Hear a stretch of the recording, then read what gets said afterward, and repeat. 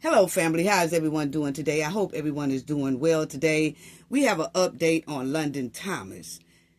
London Thomas had a court date last week, and we want to talk about it because the witnesses' testimony in court last week was jaw-dropping.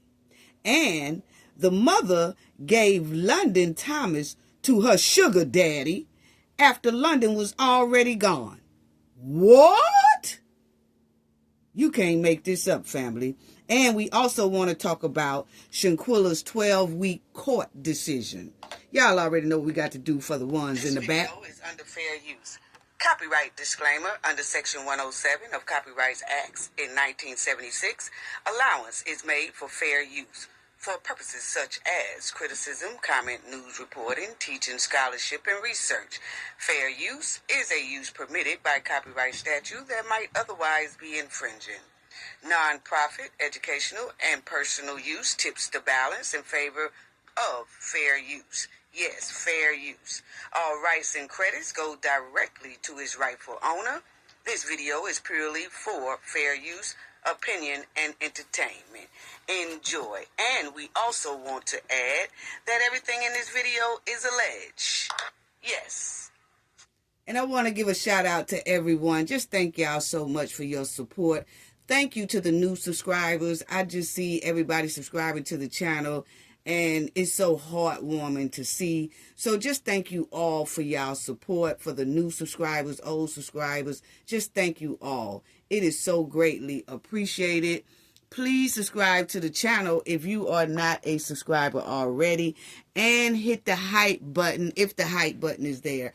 Sometimes when you click the like, you'll see a hype go across the screen, or while the video is playing, you can hit the title of the video, and then right where it have how many likes the video had, how many views the video had, then you'll see a hype button.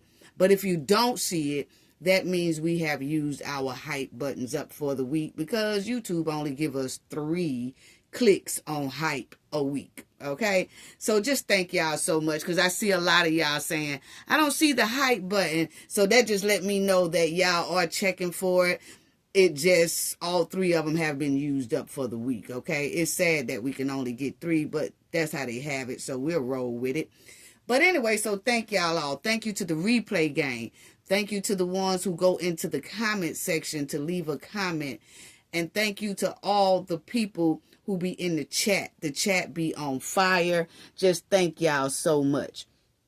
And let's go ahead on and talk about London, because we have been following London's story, and we said that when we get an update, we will talk about it. Well, family, they had a court date last week. And the things that some of the witnesses was saying was just unbelievable, okay?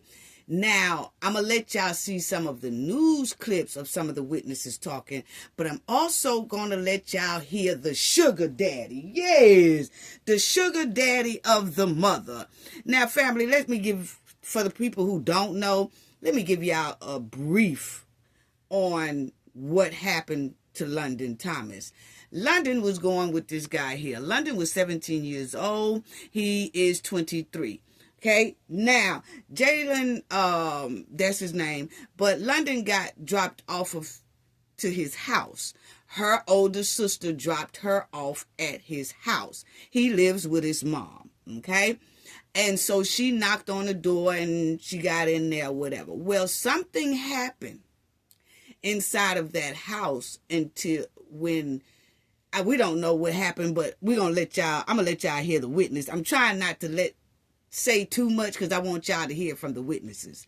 But anyway, she was missing, okay?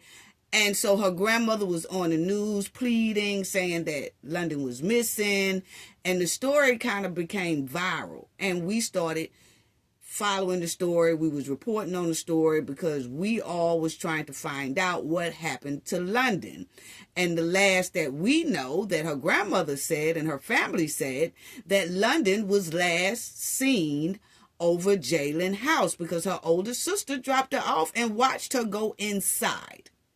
Okay, but she was missing. So when London's grandmother was going over to these two houses asking, have y'all seen my granddaughter London? Because my other granddaughter said she dropped London off at y'all house. Have y'all seen her?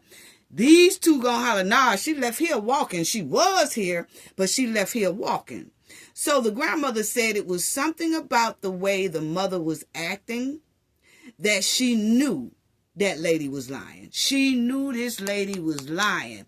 And she said when other people would ask them, these two, the mother and the son, where is London, they would always have a different story. It's not the same story that they gave the grandmother or someone else. It seems like their story always changed. Well, they did get arrested because they found London's body in a car, like an SUV. Okay, they arrested them, but they didn't have enough evidence, right? So they released them. So everybody was like, no, they shouldn't be released. They need to be locked up because they had something to do with it. But I guess they didn't have enough evidence at the time, right, family? So then some more evidence came out. I guess some witnesses started talking and things like that. And then they got rearrested, the mother and the son, and they've been in jail ever since. So now we get to hear some of the evidence and some of the witnesses that was talking that made these two go ahead on and get arrested. And then the judge, as y'all will see, the judge put new charges on top of mother and son. New charges filed in London Thomas' deletion case as suspects head to trial. Okay, so that's the mother and the son sitting in court last week. Yes, and y'all would see mom allegedly told son to get angry and delete his girlfriend before her body was found sealed in a container. Oh yeah, that's what happened, family. Yeah, that's what happened. So we getting ready to talk about it. It's so sad. So these two right here did do something to London. They did delete London. And we're so glad that they are in jail right now. But in court last week, it was very interesting, family, because what the witnesses were saying, we talked about it months ago here on the Cafe of Knowledge about how shaky and flaky that story sound. And we was kind of right, because I was saying then that mother and son did something to that girl. Rather, it was an argument went down, something went down for them to do something to that girl, and now they lying saying they don't know where she is. Well, family, in the witness's testimony, one of them did say an argument broke out. So let's check that out. And what's tripping me out is that she was only 17 years old. He was 23. The mother is 49.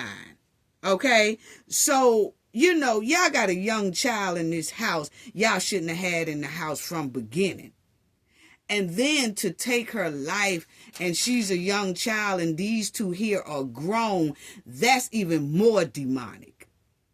If the young girl was probably arguing with the boyfriend or something like that, y'all either need to call the police or call her parents or call somebody and say, hey, y'all need to come get this girl. We putting her out, or we going to call the police. But y'all didn't have to delete this girl.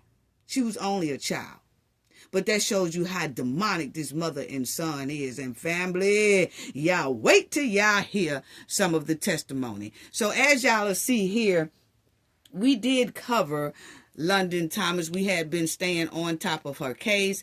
The last one we did was May. Y'all will see it was in May the 11th, 2025. That's when the mother and son went on to court. And then they went to jail. They picked them up for the second time. And then they were saying that they would have a court date coming up. They would have a court date. We kept staying on top of them. We didn't see anything, But here recently, last week, we saw that they did go to court and witnesses spoke out along with the law enforcement having evidence against the mother and the son saying that they did delete London. So let's talk about it, because y'all know we always talk about our updates and things like that. So I just want y'all to check out what was said in the courtroom, because this right here is unbelievable, family. Check it out. I'm finna let y'all hear what was said in court. Man, and then I'm gonna let y'all hear something else, but I want y'all to hear what was said in court last week. Check it out, family. In the 17-year-old's murder. And in a stunning turn, the judge even added the charge of first-degree premeditated murder for both mother and son. 7 News Detroit reporter Brett Cass was in the courtroom with reaction from London's family, who listened to new disturbing details in this case. Now I want y'all to listen. The judge has upgraded the mother and son case to first-degree premeditated deletion. Okay? So yeah, they're gonna be going down for a minute if they be found guilty, which most likely they would, because the judge upgraded their charges. Okay? But family, wait until y'all hear this testimony that explains their junkie behavior. Yes, they were on a junkie mission. You could tell mother and son was straight on a junkie mission. Then the mother had the nerve to call her cat daddy to help with her junkie behavior. Check it out, family.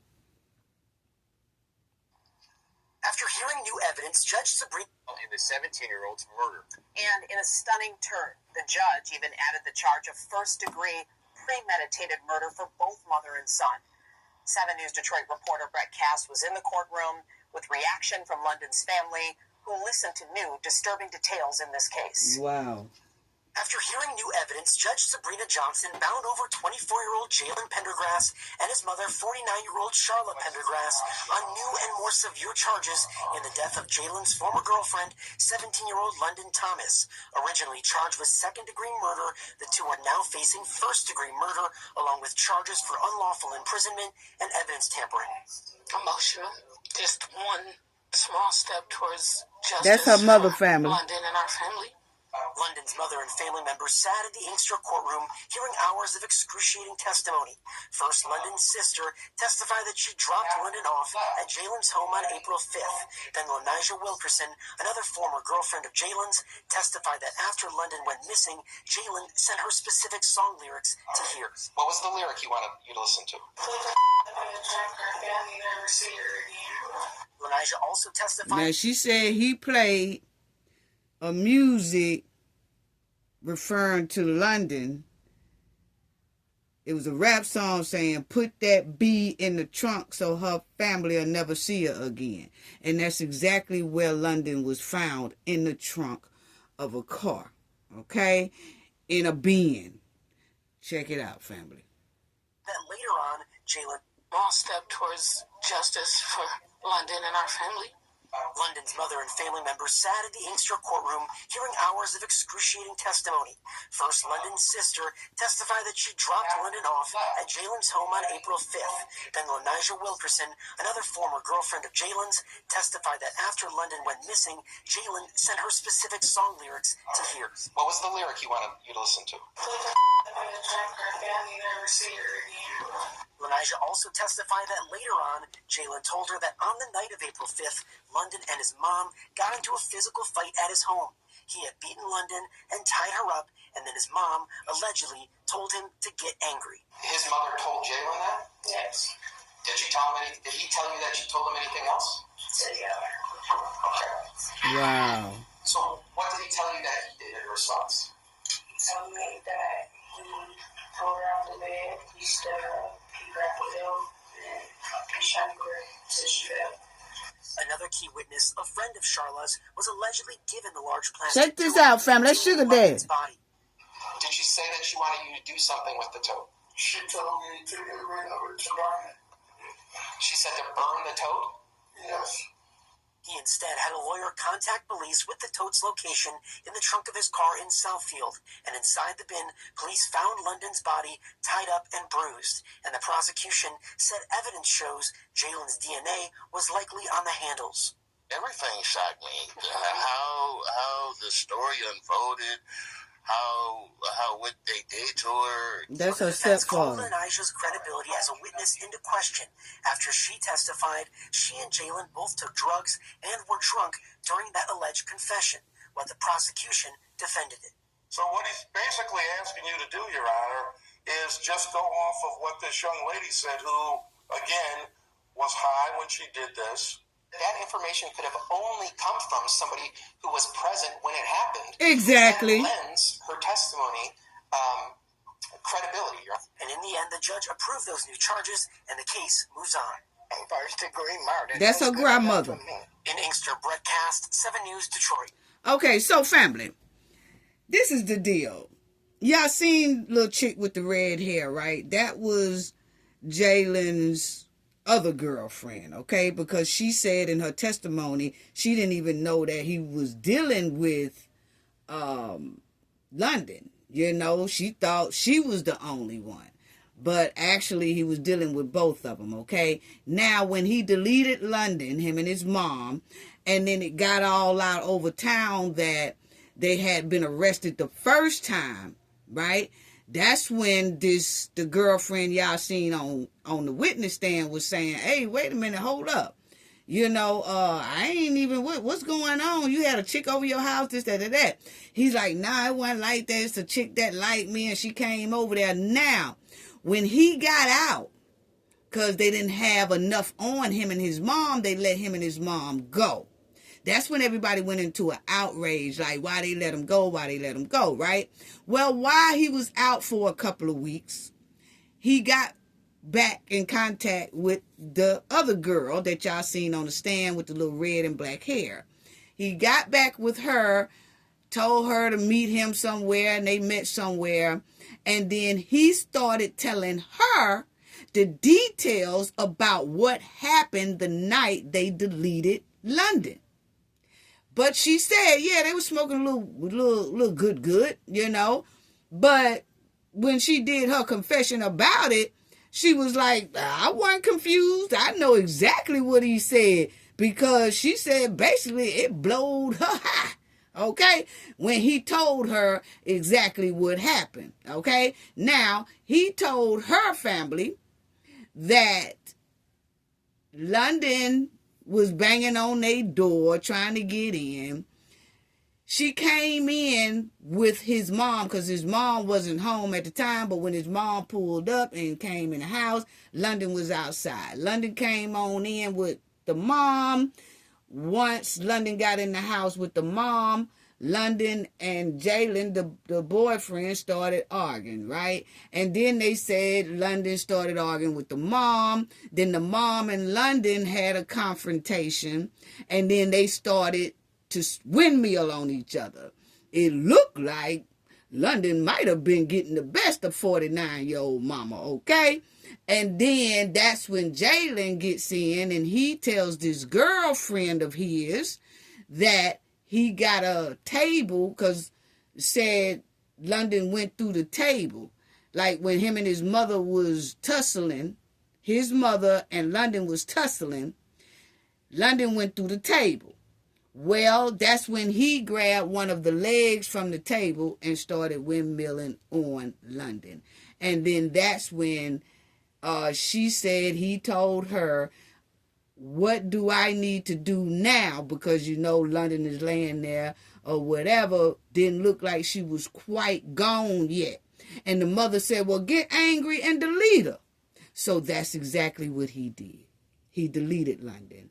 Then the mother and him put London in a big bin, closed the bin up, taped the bin up real good. Then she told her sugar daddy to come get the bin. And then that's when you heard him say on the stand, she told me to burn the bin. Okay? But I want y'all to listen to Cat Daddy's, what Cat Daddy said, how the mother was contacting him and what he did for the mother. Okay? I've already told y'all what old girl said. That was her testimony. But Cat Daddy, Sugar Daddy, his testimony was more crucial to me. Now, the chick was too, because she told exactly how Jalen told her they deleted London. But to hear how the mother went to so much she went above and beyond to hide London's demise. And she pulled her sugar daddy into it. Check it. I want y'all to check that out as well, okay?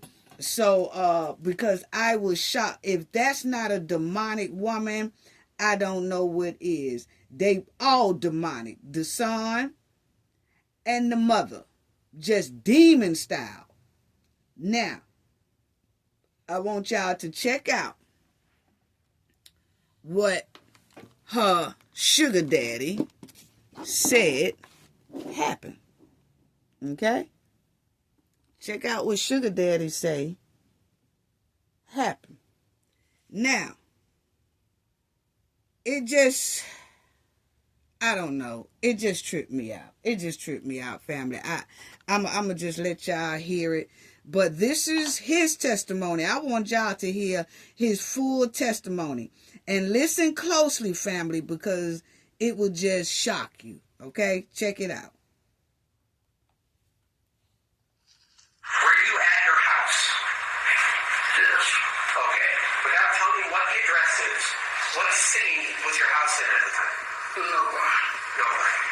Did you recall the night of April 6th going into the morning of April 7th? Do you know whether Charlotte had tried to communicate with you with calls or texts or anything like that? She called me and texted me.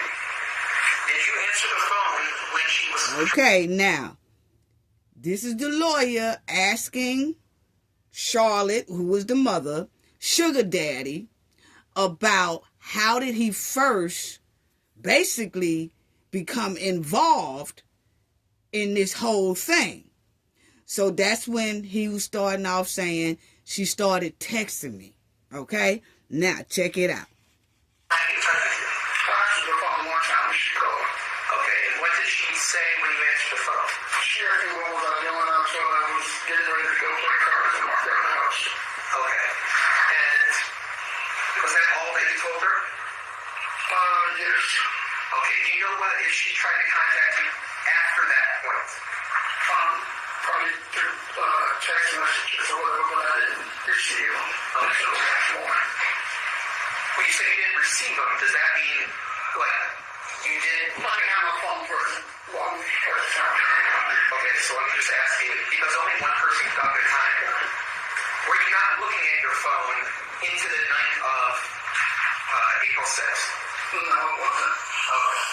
So now, he talking pretty muffled, but you could hear the lawyer repeat what he's saying. And I'm going to repeat what he's saying as well, family, because he has on that mask. And a lot of what he's saying is kind of muffled. And then for some reason, he talking low, I guess, because he looking at her right across the room. If y'all notice, this is her head right here. When he walked in, you could see his eyes look dead at her.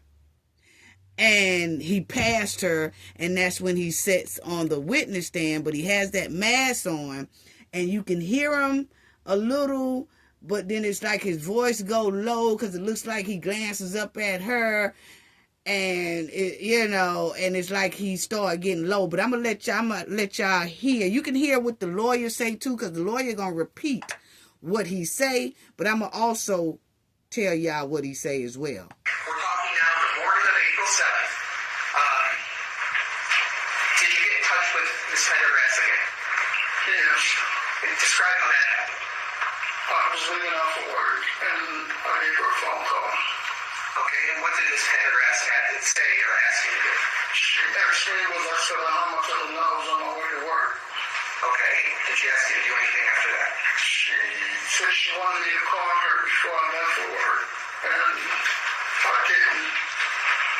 And then I went to work. All right. When you got to work, did you have more communications with Miss Pendergrass? Yes. And what did she say in those conversations? She was just talking like she wanted to leave something in my garage, or whether she wanted to pull into my garage and take something on the car and leave it in my garage. Okay, so what he's saying is, old mama there called him, because this is her sugar daddy. He said they have been talking off and on for about 20 years, okay?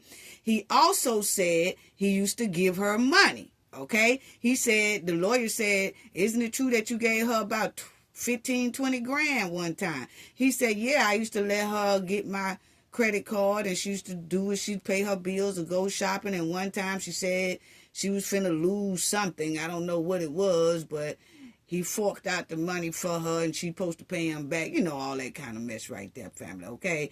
You know, that pay-to-play type relationship, okay? But anyway, he says that she started off calling him. And then he picked up the phone. He said he on his way to work. He said he went to work, and she called him again. And then she said, I need to leave something in your garage. And he said, what? And she said, yeah, I need to leave something in your garage. So that's when they having their conversation right there. So check this out. And what she's talking about, family, is that being that got London's body in it. Okay? Check it out. Let's talk about the garage. Was this over the phone or in person that you mentioned this? Over the phone, we were talking. Okay. In this conversation where you're talking on the phone, did she ever say anything about that she had gone to your house the night before? Yes, she said she was outside of my home, my residence. Okay. Now, she told you that she had gone to your house, was outside your house? She was outside of my house, and she wanted me to call her before I left for work. Okay. Did she ever ring the doorbell or knock on the door while you were in the house? No. And did you have any idea that, had there been any plan that she was going to have come over to your house on the 6th? No. So, after this phone conversation, you decided to leave work. Well, I'm just trying to meet her while I was at work, to meet up with her, yes. Okay. So, did you meet up with her, at your work, or did you leave your work to go meet up? I left my job and I met up with her. All right. Where did you decide to meet up with her at? We met at Myers parking lot on Jefferson. Okay, he met up with her in a parking lot, family. Check it out. Did she ask you to meet with her, or how did it come about that you agreed to meet with her? She wanted to talk. So I agreed to meet. I said, well, we can meet at the Jefferson, on the Myers on Jefferson, because the warehouse where I'm working at, it probably would have been a little difficult for her to find it, so I told her to meet there. Now, in these conversations that you've been having with her now on April 7th, how did she seem to you, emotionally? Did she seem normal, unusual? How did she seem? Normal. Okay. And did you meet with her in a Myers parking lot? Yes. All right. And now, the lawyer said, when you met with her, did she seem normal or frantic or anything? He said, nah, she seemed normal. Check it out, family. Did the two of you talk to each other outside, in somebody's car? How did you talk to each other? She got a small vehicle. And what did you talk about? She got in his vehicle. She got in your car. She was talking about the people posting stuff online, that they was protesting outside the grandparents' house, and they were saying things on social media. Okay. Did she ever talk about having you hold something for her? She said she had something that she wanted to leave at my home, in my garage. Okay. Was there any discussion about, taking an item from her? Yeah, I told her, well, you just give it to me now, and I think she told me no, that she wanted to do it in a private area, basically. Okay. So now she told him, I need to leave something at your home. Okay? And basically he okay. You offered to take whatever she wanted to hold for you right there in the Myers parking lot. She said no? Yes. Okay. Did you ever ask her, what is the thing that she's trying to give you? No. Why didn't you ask her that?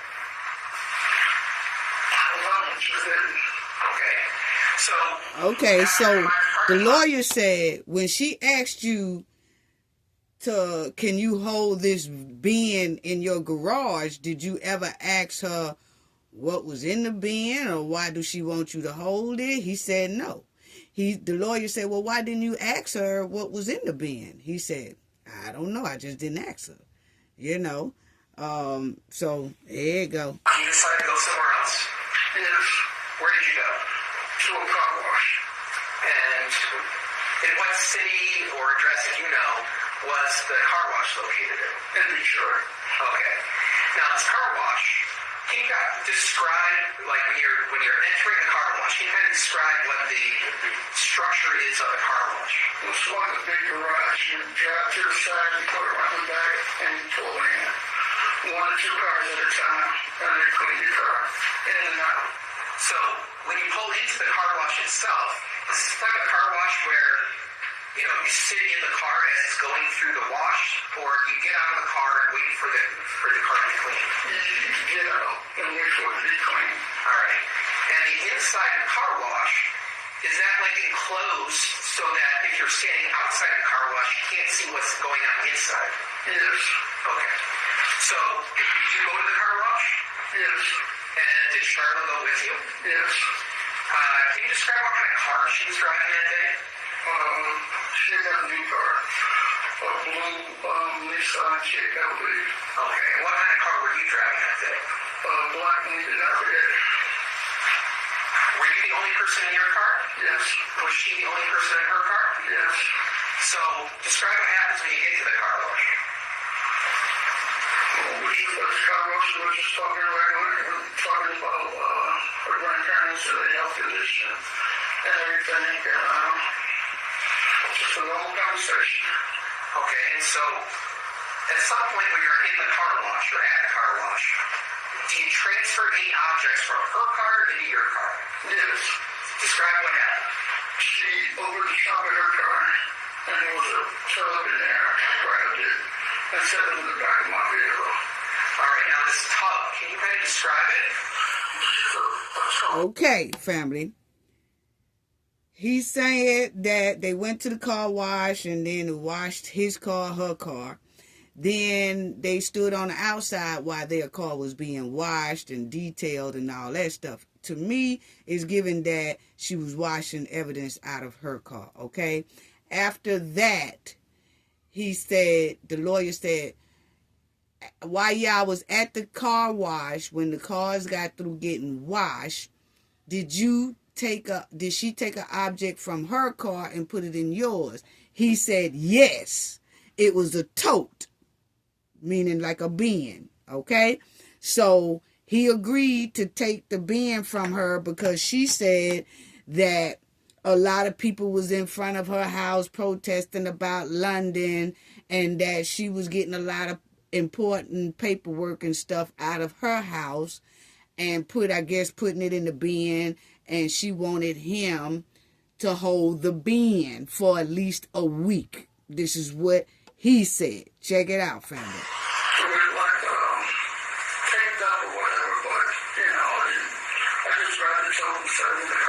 He said he grabbed it and put it in his car. Was this something like the size of like a piece of paper that I'm holding, or something bigger? It was a big tote. It was like a tote, like I said, I mean, took 2 hours to carry, He said it was a big tote. Okay.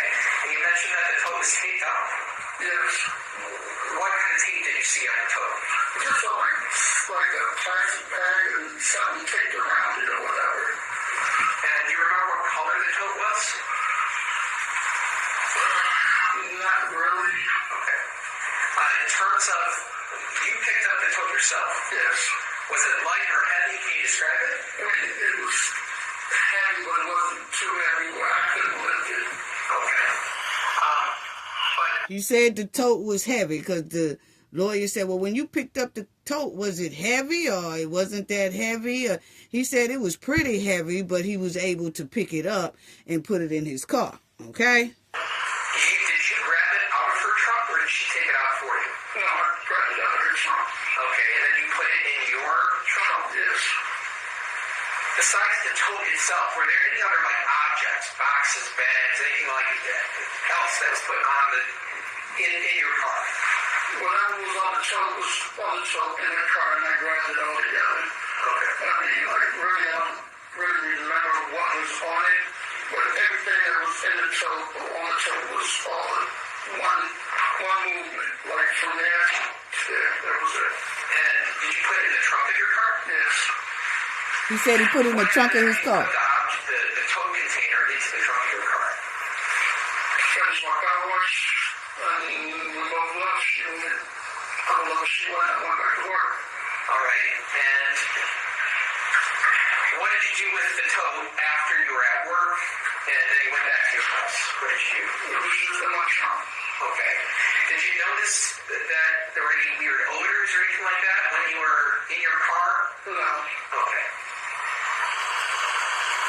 Now, he said, the lawyer just asked him, was it any odor or anything coming from that bin? He said no.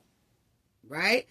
So it's given that London wasn't gone that long, or did the mother put something in there to keep London from fuming? You know what I mean by that. But he said when he got the tote, it wasn't no foul odor, no anything like that pertaining to tote. And so the lawyer said, well, when you took the tote back home, what did you do? He said he then took the tote out of the trunk of his car and put it in his garage. Okay? Now, check it out. Point in time after, well, straight up, did she ever say anything to you about what was in the tote? No. Did she ever say anything to you about how long she wanted you to hold it? When we talked, she said she wanted to leave something in my garage for a couple of days. A couple of days? It was just a couple of days. And I thought I didn't have any room in the garage because I have another job where I have a lot of wheels that are in there. He said, you know, the lawyer asked him, hey, did she say how long she wanted you to keep this tote or whatever? And then old sugar daddy said, she said she only wanted me to hold it for a couple of days. Okay, and he said he told her, okay, I could fit it in my garage for a couple of days, but you're going to have to come and get it because I do other jobs that I really don't have room to put this big old tote in my garage, because then my garage going to be too tight.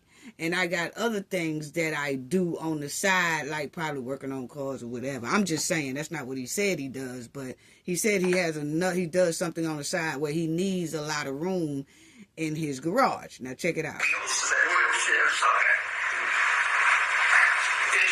ever a plan about how she was going to come take the tote from you? No. Okay. So, you got the tote in your car.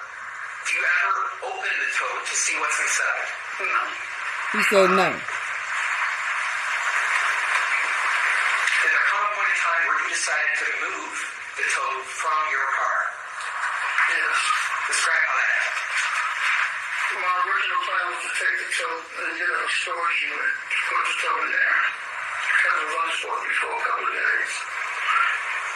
So in the process of that, I had purchased a vehicle from my old company that was inside the garage. So I moved the tote from my car to that car. All right. And was somebody there with you to kind of help you on this? My uncle. Your uncle? When you moved the tote, did you move it or did your uncle move it? My uncle moved it. Okay. Okay, now, he said he had the tote in his car for, I guess, a couple of days. Charlotte, the mama, did not come back and get the tote in a couple of days. And he got tired of, having the tote in his trunk, because I guess when he probably go to the store and stuff like that, he ain't got no room to put his bags and stuff in the trunk. So he had his uncle move the tote he said he has another vehicle inside his garage that is like a company vehicle. I guess, I don't know if he cut grass, what he does, but he has another vehicle in his garage that he really don't drive that much. So his uncle took the tote out of his car and put it into that other vehicle. Okay? So that's what he said was going down. Okay? Now check it out. The tote was moved.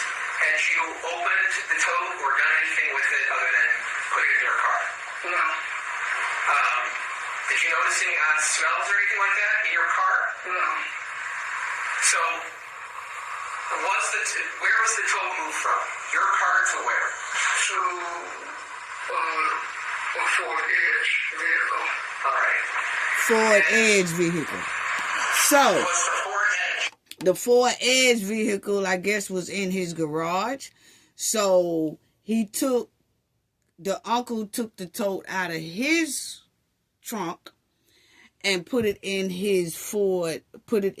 Sugar Daddy's Ford Edge that he really don't drive that much. He put it in there, okay? Keep from him hauling the damn tote around. Now, family, I know y'all saying, you mean to tell me this man don't know what's in that trunk, in that bin, and he keep carrying it around in his trunk for a couple of days, then old girl don't come back. Then he decides he wants to take that Benz out of his car and put it in another one of his cars that he really don't move that much, okay? And that his uncle helped move that. Now, he said the tote wasn't all that heavy. You know what, Sugar Daddy, I just got to go on and say it, but I know he got immunity, family, okay? So whatever he says on the stand will not be held against him because he is now a witness against his sugar baby, okay? Because he the sugar daddy. But anyway, family, the thing I'm saying is Sugar Daddy done told us that the tote, when he first got the tote from Charlotte, it wasn't that heavy. He put it in his vehicle. So why did he need his uncle to put it in his other vehicle in the garage? Because he simply said that it wasn't that heavy. So why he didn't take the tote and just put it in his other car and, locked his other car up and then he ride in his regular car that he normally drives in? Why he didn't do that? Why did he need his uncle to call his uncle over and have his uncle move that tote into the other vehicle? So it's letting me know that tote might have been really heavy the first time. When he picked that joker up the first time when he was with Charlotte, it's given that mud was heavy. And he didn't feel like doing it by himself no more. So he called his uncle and said, hey, could you help me get this tote up out the back of my car? Because that motherfucker heavy. You see what I'm saying? Excuse my language. But he said, help me get it out of this car and put it in my other car because that joker heavy. Okay? And they did that. Now, they say that she had the bin taped up real good to where even if he wanted to look in it, he would have to kind of cut all that tape to look in it. So he didn't look in it. I guess he really thought that it was paperwork or something like that. A bunch of paperwork up in it would made it heavy. Okay? Books or something like that. I don't know. But the thing is, he got his uncle to help him move it because he said it was heavy. Okay? So check this out, family. Moved to another location. Yes. Was that on Miller Street in Southfield? Yes. Why did you move the edge that was holding the tote to a house in Southfield? I had to move the car from the job site because they were going to start charging storage or whatever for it being there. So I moved it to a friend of mine's home and started driving away. So were you present when the Ford Edge, which was holding the tote, was moved into the driveway of the house? Yes, I drove the edge. Okay. And did you park the car there? Yes. Did you leave the car? Yes. Okay, so then he said, family, this is all mixed up. But anyway, family, he said something about the car that he put the big Benz in, that he had to move that car.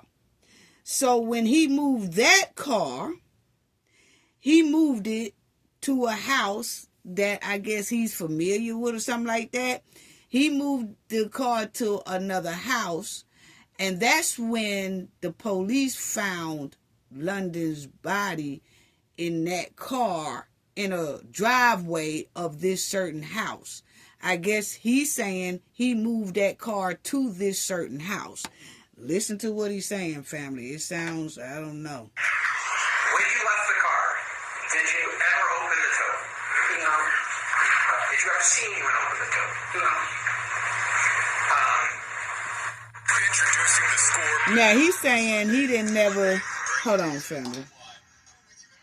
He's saying he never saw the tote or anything like that.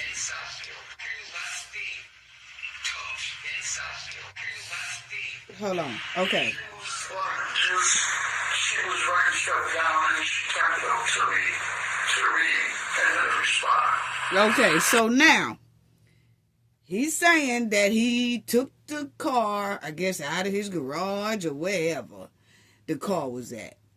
He said he took the car and put it in somebody else's yard, and it could have been a family member of his yard or something like that. He put that car in that yard and left it there with the tote in it. Okay?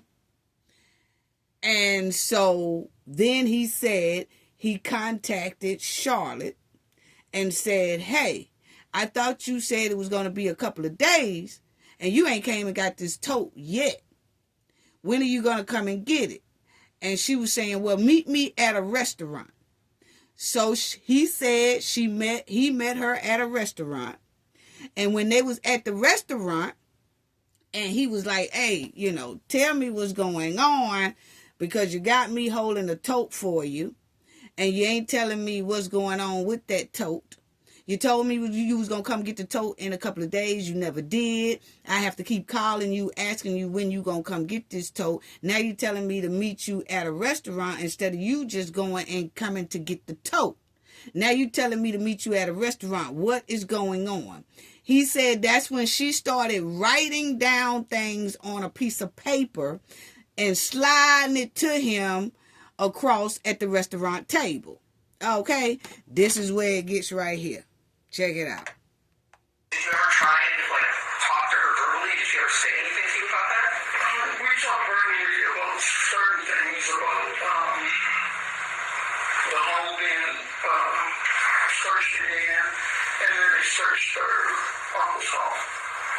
But I mean, were there certain things that you tried to talk with her, verbally talk to her about, where she said, no, don't say that out loud, things like something like that? I don't recall any of that. We didn't really talk at the restaurant that long because she wanted to go somewhere else and talk. All right, so did you go to another place and talk with her? Yes, we went somewhere else and we had a conversation. All right, where did you go with her?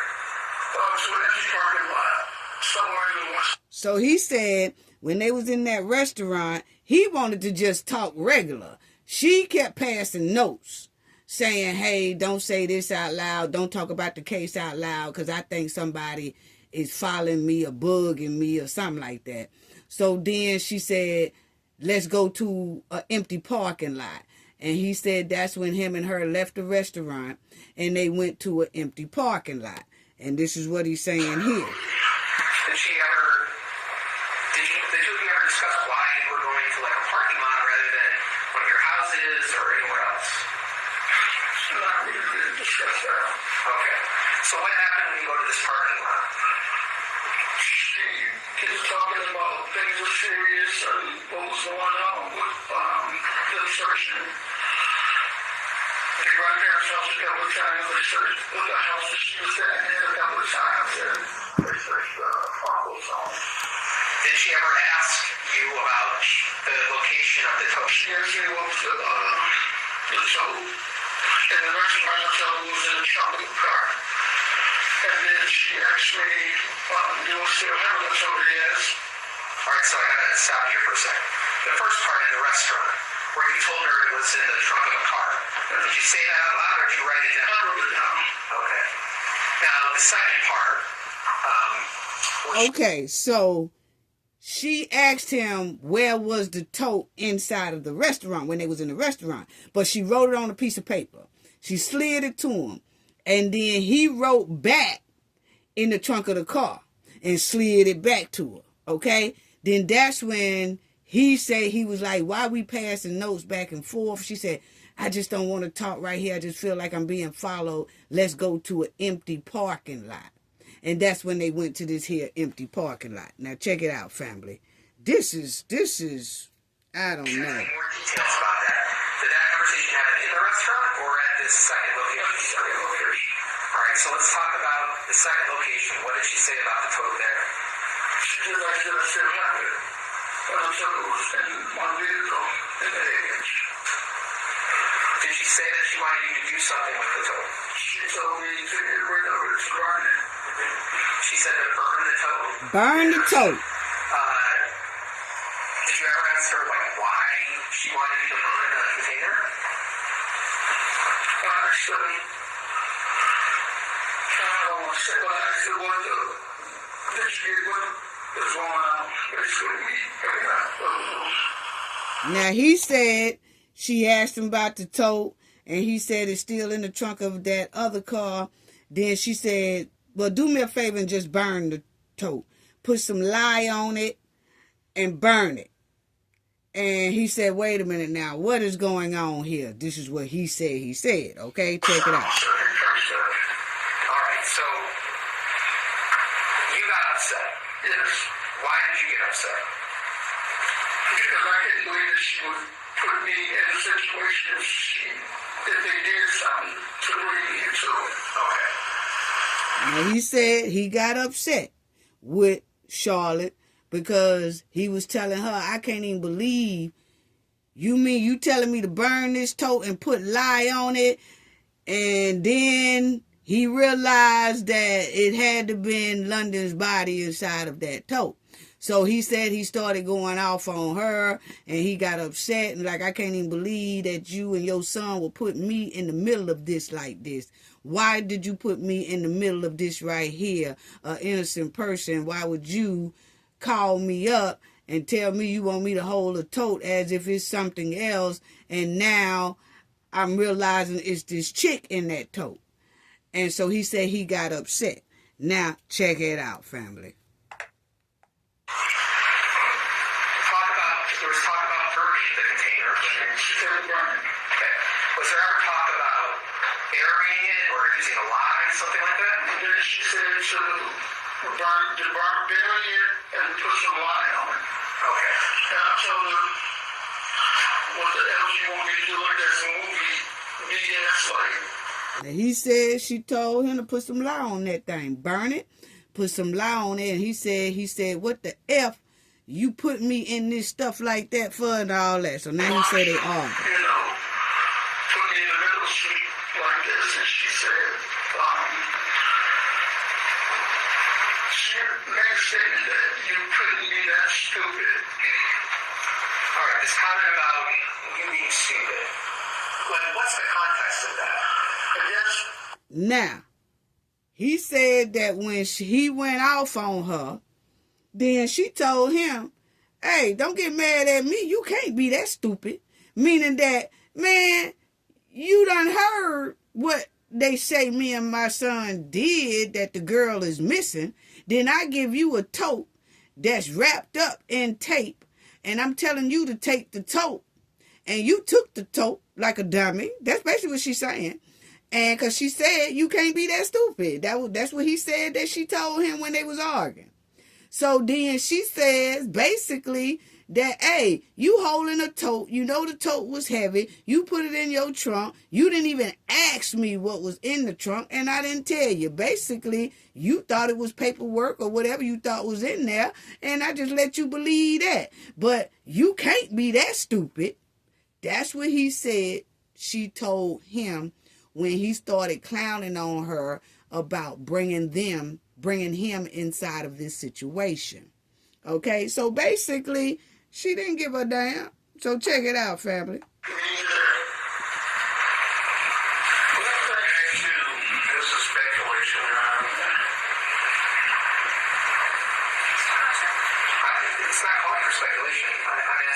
Circumstances where she accused Mr. Lynch of being stupid. And he started out with iPhones. That's what the context was. How was it? Thank you. pretty stupid. What are we talking about? When she told me to burn it, then bury it and put lime on it.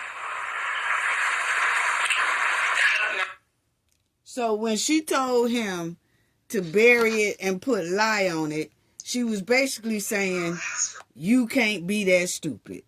Okay? That you know why I want you to bury it, burn it, put lye on it.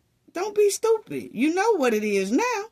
You know? So that's when he said he realized London was in that Benz. Okay? In this conversation, is there a body in the container? No. Okay. So, did you ever ask her what's in the container? No. Okay. This comment about, are you stupid? What was she responding to when she said that? When I was telling her, like, I'm not burning anything, I'm not burying anything, I'm not going to get any light and do anything like that. Okay. So after these comments, did you talk anything else about what she wanted you to do with the container? No, she was talking and I walked away. And I got in my car and come back. I was just irate. It wasn't anything else I was talking about. So you just decided that you just wanted to leave the conversation? So basically, family heard him say, after they argued, she was still trying to talk to him. He walked off, and he got in his car, and he left. And he said then he called his lawyer.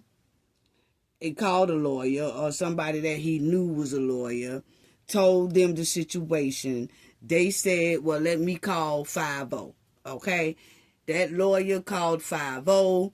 They made an agreement for Sugar Daddy to come down to the station and tell them what was going on. He told them everything that y'all just heard on the witness stand. And then that's when they went to that car and got the tote. That's how they found London. Okay? And then that's when we started hearing on the news that the 17-year-old girl was found in the back of a truck. Okay? But we didn't know she was in a Benz. I thought, when we reported on the story, I was like, man, they found her in a truck.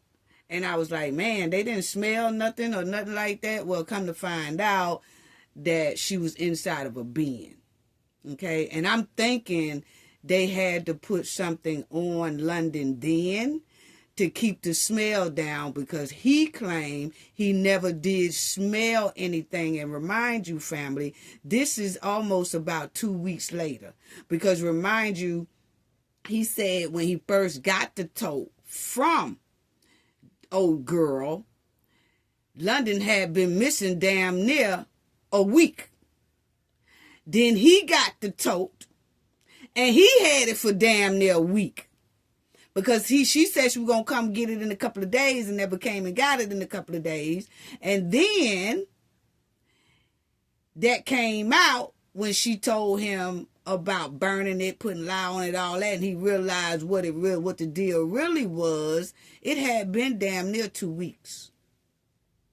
And then that's when the police went to the back of that truck and got London's body. So that's how they found London's body, is because old boy got a lawyer, talked to a lawyer, and they talked to the police. He told the police everything that Charlotte, the mother, had did and tricked him or whatever to get that tote. And then the tote is in the back of one of his cars. So his lawyer and them, I guess, made a deal where he get immunity, meaning that he don't get charged for being a witness, because they'll put it like he's accessory to a crime. So he got that charge off of him, being accessory to a crime, as long as he be a witness, okay, and cooperate. And so that's exactly what he did. So that's how they found London, family. But my thing is,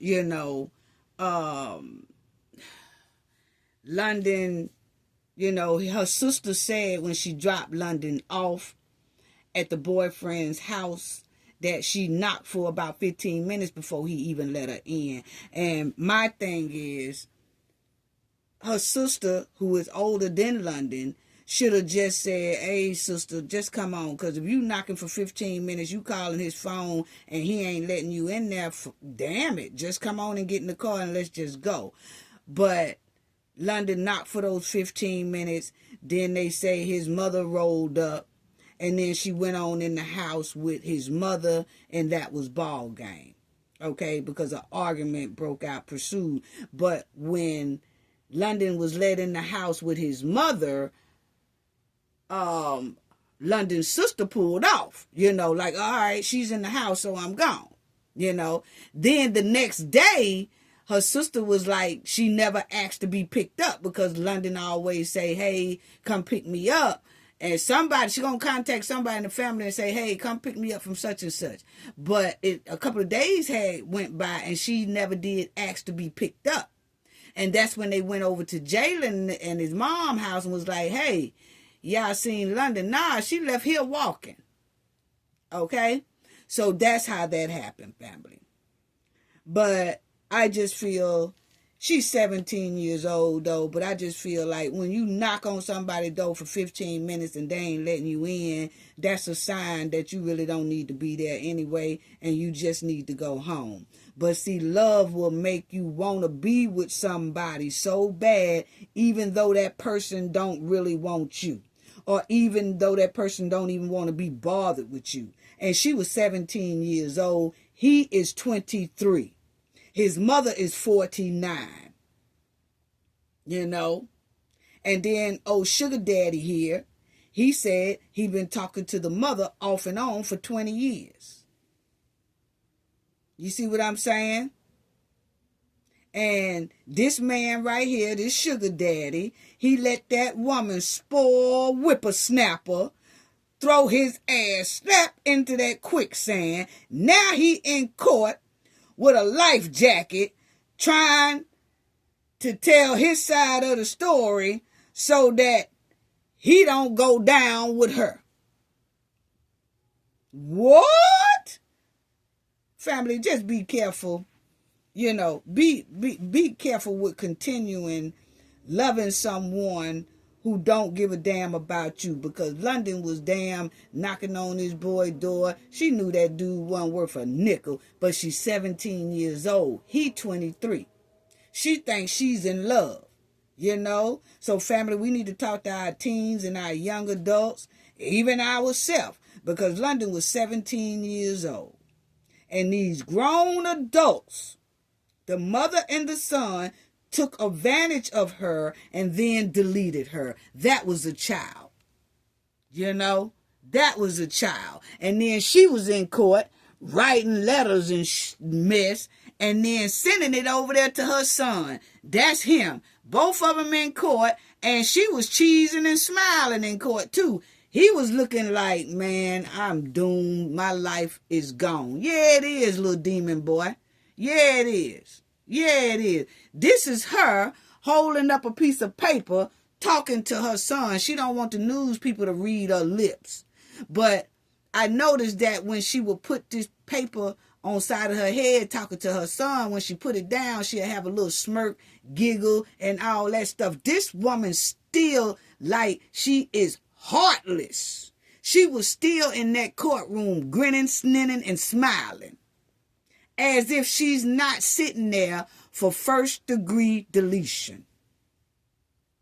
Wow. How demonic. How demonic. I was tripping.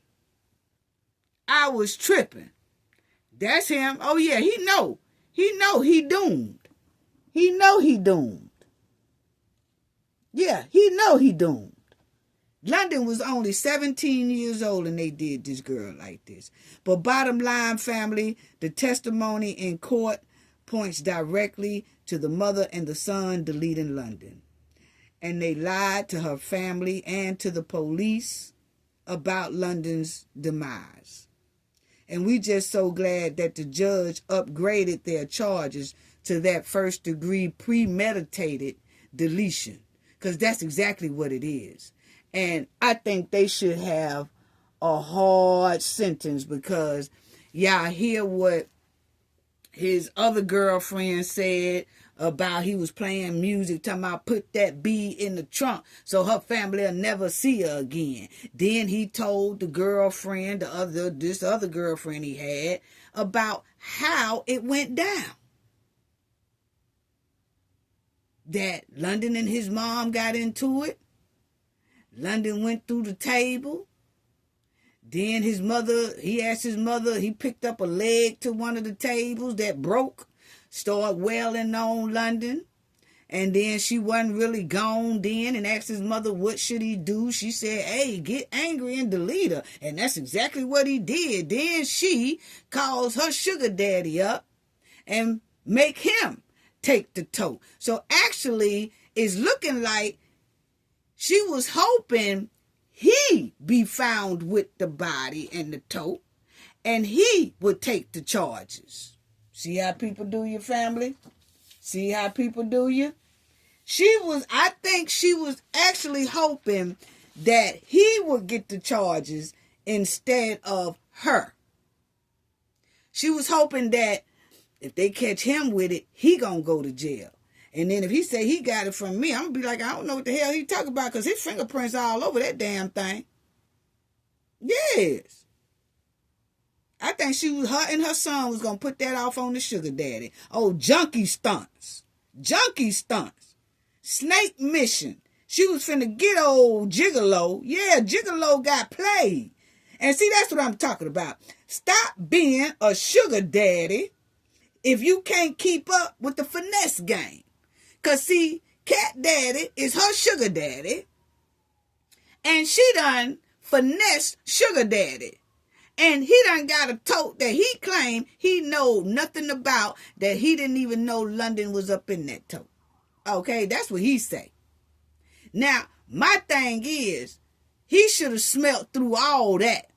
Family, if somebody say, hey, can I leave a big old tote over to your house in your garage? And you going to be like, well, why you won't leave it at your house?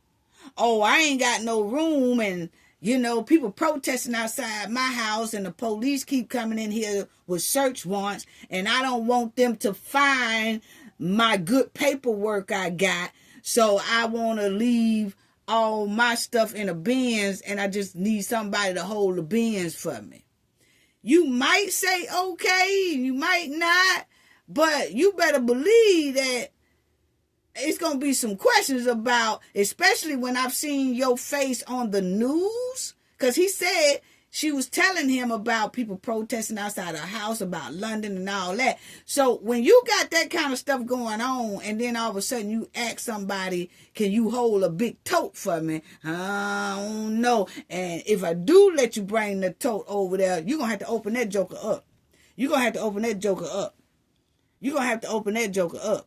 Yes. So, I don't know if Cat Daddy was so in love with this demonic ass demon that he didn't want to ask her what was in it, or he really knew what was in it. He just didn't want to believe what was in it. And he did it anyway until he finally realized what really was in it. Now he want to go to the law enforcement and cop pleas. Yes, fooling around with this backyard hen and her yard bird. Just finessed them. Just finessed them. I'm trying this for all the sugar daddies that here and the sugar mamas too. I'm telling you, y'all stop being sugar daddies and sugar mamas if y'all can't keep up with the finesse game. Because they doing finesse games out here. They finessing your wallet. And they finessing you right down there to the pokey, because that exactly looked like where old boy Sugar Daddy was headed if he didn't wake up real quick when she was telling him, "Are you stupid?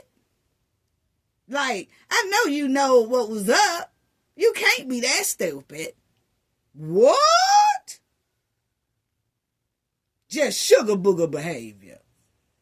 Gutter trash. Just gutter trash. Gutter trash.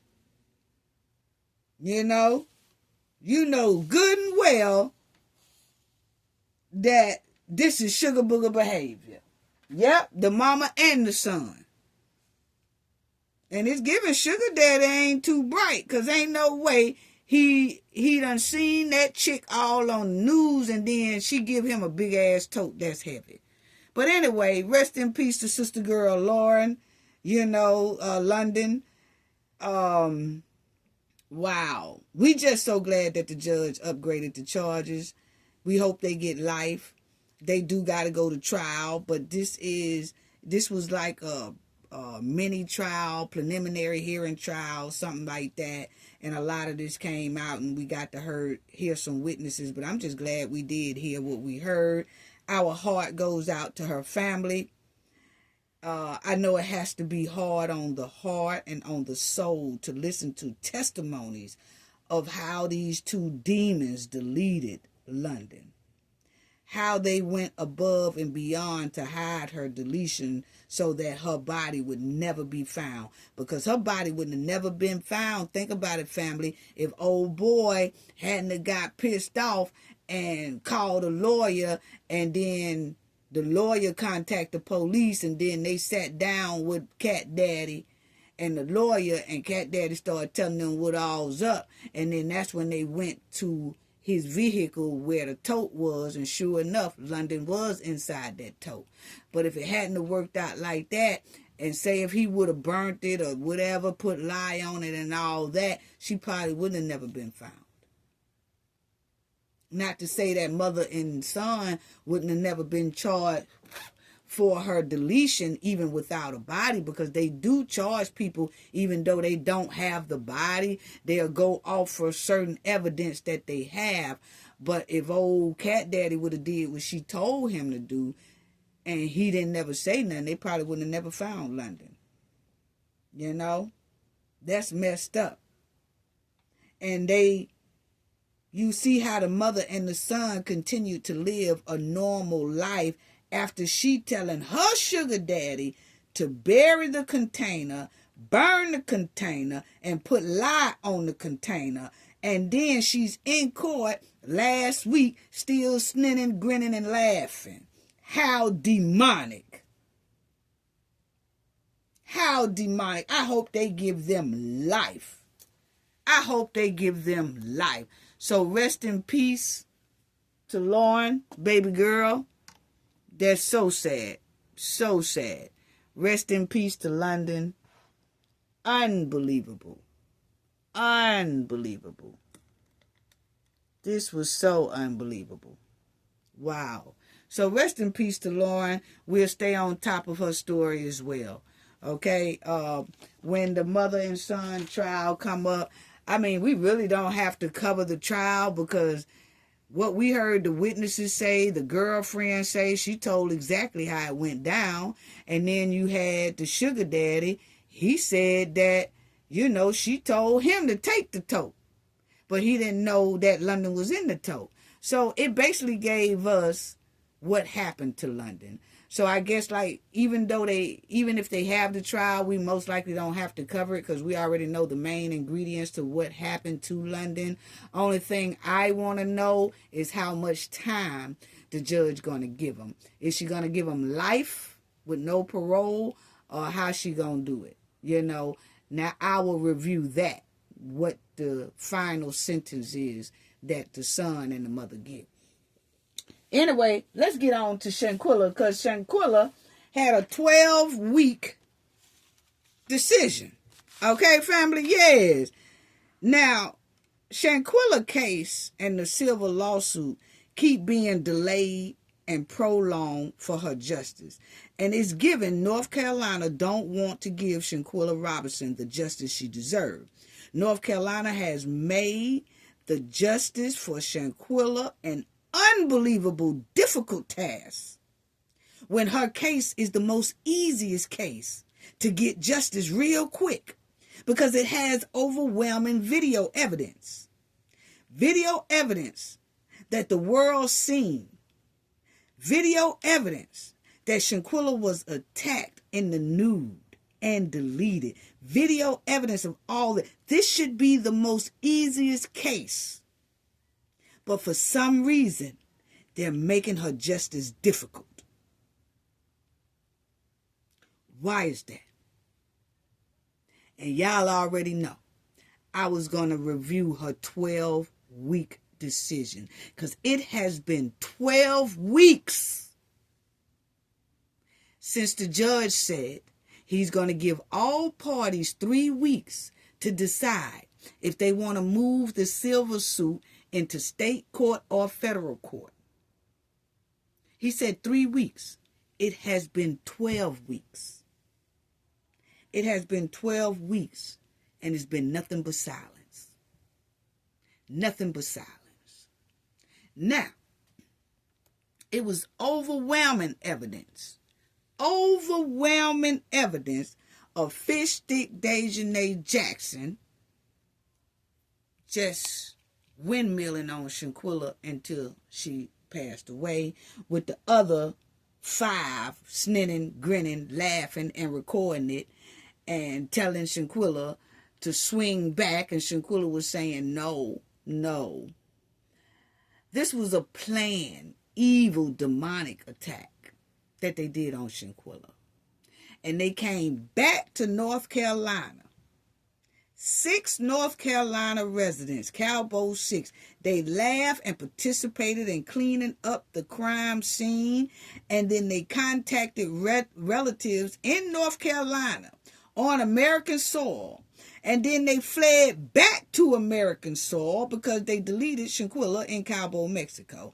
But they brought Shanquella evidence back to North Carolina on United States soil. They still plot and planned how to hide her deletion on American soil, right over there in North Carolina. The bulk of their planning and all that was done in North Carolina. Yes. And the United States, North Carolina, can take up this case, the civil case. But for some reason, they prolonging on that too. And it's sad because the first delay was Fish Stick Jackson, who is wanted in Mexico. She has a warrant in Mexico. But the thing is, the first delay in Shanquella's case was Fish Stick Dejanay Jackson playing hide-and-go-seek, so that law enforcement couldn't find her and serve her with those civil lawsuit papers. You remember, she played the name change game. She changed her name. Oh, my name is Imani Green. My name ain't Dejanay Jackson no more, so y'all looking for the wrong person. Okay, first that all was a big delay. Then they had to put Dejanay Jackson, a.k.a. Imani Green, on the civil suit. Okay? And then, what was the second delay, family? The second delay was a dispute between if the case should be heard in Mexico or should the case be heard in the United States. Then you got over that hump. Then the third delay was the judge dropped the charges on the DOJ department, which just left the Cowboy 6. So then Shanquella family pushed harder for the request of the lawsuit to be against Cowboy 6. Then all of a sudden, Cowboy 6, the fourth delay, was the judge saying Cowboy 6 and Shanquella's mother write a statement saying if they want the lawsuit to continue in federal court or state court. Here's another delay, okay? And said that judgment was going to be decided within 3 weeks. Well, family, it's been 12 weeks now. Still nothing, but maybe the family has decided on something that we don't know about, I don't know. But what I can say is that y'all will see right here that the dispute delaying legal proceedings in Shanquella Robinson's case.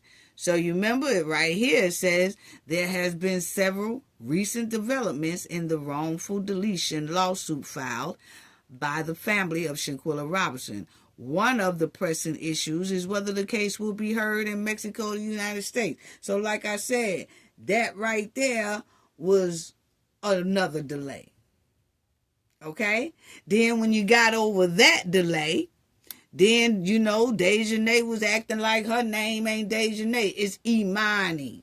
Then you'll see this last delay is judge questions whether Shanquella Robinson's family lawsuit should be moved to state court. Okay? Should it be moved to state court or federal court? And y'all will see right there, that was in November the 6th, 2025.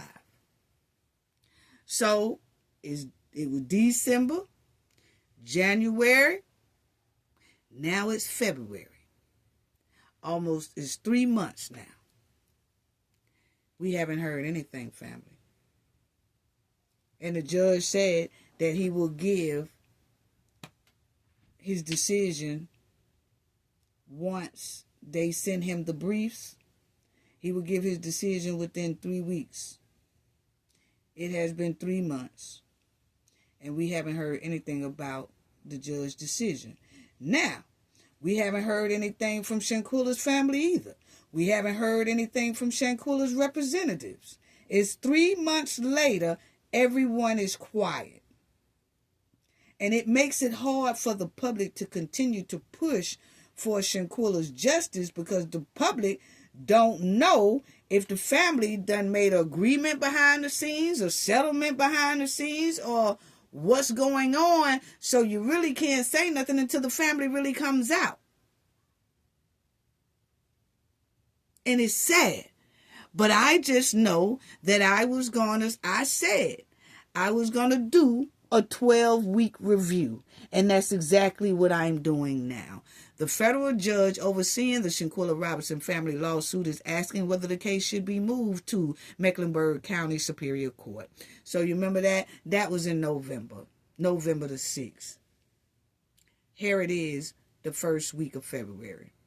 3 months. And we haven't heard not one thing. Not one thing about Shanquella's case.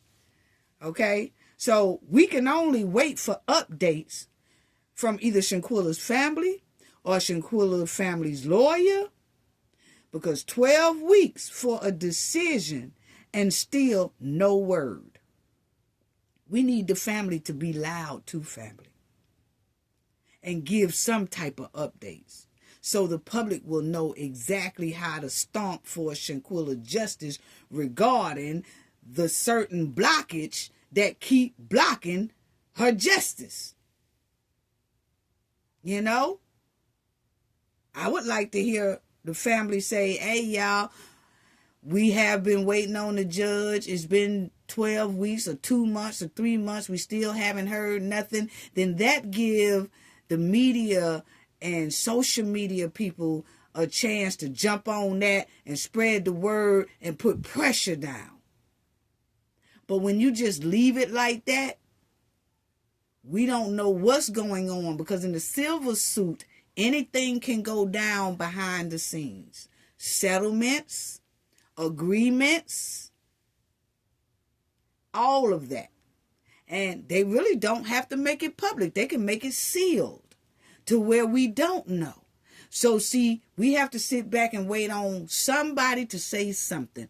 The family of Shanquella, or the family's lawyer of Shanquella, or the judge. Wow. All sides of this civil lawsuit are quiet. Of course, Cowboy 6 gonna be quiet, because they got one foot in that quicksand. Yeah, they quiet. But there's been no updates given about the decision that should have been made 2 months ago.